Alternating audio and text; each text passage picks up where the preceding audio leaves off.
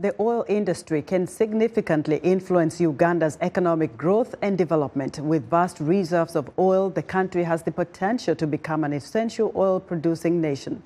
For more insight, VOA's Ndiho spoke to Frank Tumusiime, an environmental analyst and founder of Advocates for Natural Resources and Development based in Kampala. Welcome to Africa 54. Thank you, and I greet all listeners. Uganda is gearing up to export oil, but Uganda is going to be the new baby on the block. Let's start there. The environment and everything is now ripe for Uganda to leap into production. The estimates are that by 2025 there will be oil production. We had the first rig come in from the Chinese National Oil Company to set up their Kingfisher development area.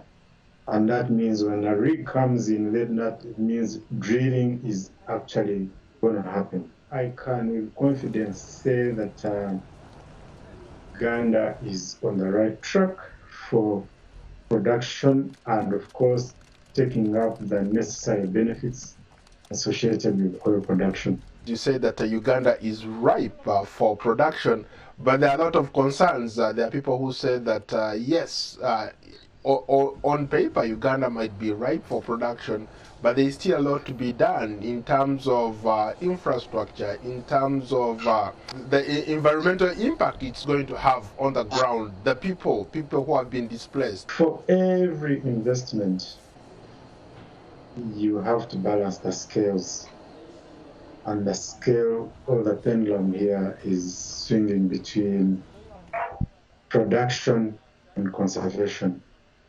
Yes, there are so many factors to consider, all that come, and risks, valid risks that come and are associated with oil production. The environment, climate change, human rights risks associated with exploration and production, quite a number.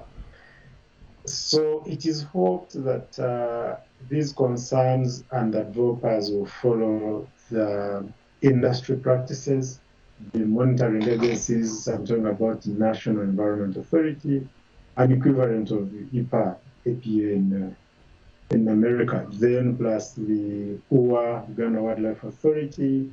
I hope they're able to match up their inspection, monitoring of the environmental phenomenon. There are people who say that this is perhaps the best thing that has happened to Uganda, but there are others who look at it and say, wow, this is going to be another Nigeria, another South Sudan. Are Ugandans, really ordinary Ugandans, going to benefit from this? Let me start with the transparency and accountability.